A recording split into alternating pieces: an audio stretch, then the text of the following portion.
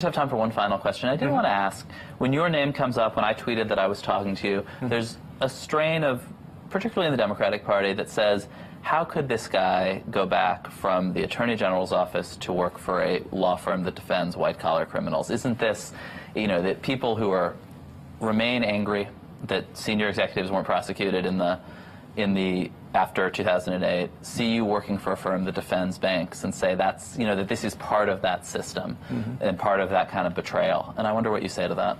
Well, this notion of betrayal is something that pisses me off because what we did during the course of the examination of the bank conduct and individuals in banks was to try to make cases. And we didn't make cases only because we didn't have the ability to do so. It's an easy thing to criticize from the sidelines. It's an easy thing to write an article about what you should have done. It's a whole different thing to get in front of a jury of 12 people with a standard of beyond a reasonable doubt and hold people accountable in that way.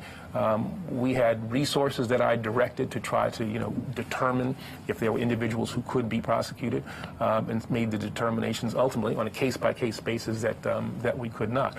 As I left the department, I said that we needed to come up with new laws and kind of change the standards by which these cases were assessed, so that the next Attorney General could perhaps be a little more successful than we were.